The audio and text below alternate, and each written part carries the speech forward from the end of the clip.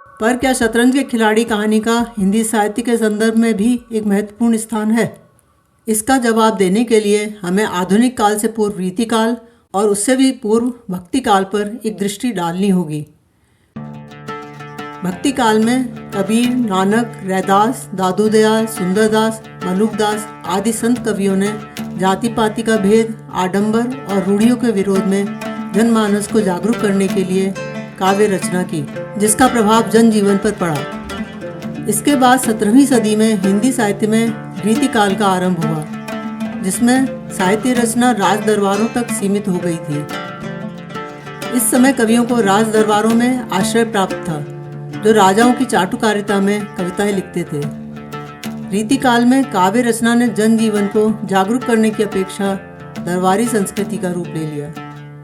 इस काल में श्रृंगारिक और संस्कृत निष्ठ काव्य रचना प्रारंभ हो गई। कवि राजाओं की प्रशंसा और मनोरंजन के लिए लिखते थे। राज दरबार और प्रजा में आमोद प्रमोद, मद्यपान और विलासिता का वातावरण व्याप्त था और साहित्य समाज सुधार की भावनाओं से विमुख हो गया था। 19वीं सदी के मध्य में रीतिकाल के ढलाव के साथ साथ हिंदी साहित्य के आधुनिक काल का उदय होना शुरू हो गया था। आधुनिक काल में खड़ी बोली गद्य का आविर्भाव यानी शुरुआत हुई। प्रेमचंद आधुनिक काल के सबसे प्रमुख लेखकों में से एक थे। संभवतः अपना लेखन शुरू करने के समय तक उनके सामने मुख्यतः पतन हो चुका रीतिकालीन साहित्य उपलब्ध था, जबकि आधुनिक काल का विकास हो रहा था, जिसमें उन्होंने अपना महत्वपूर्ण योगदान दिया। उन्होंने सर्वप्रथम यथार्थवाद को अपने उपन्यासों और कहानियों में स्थान दिया।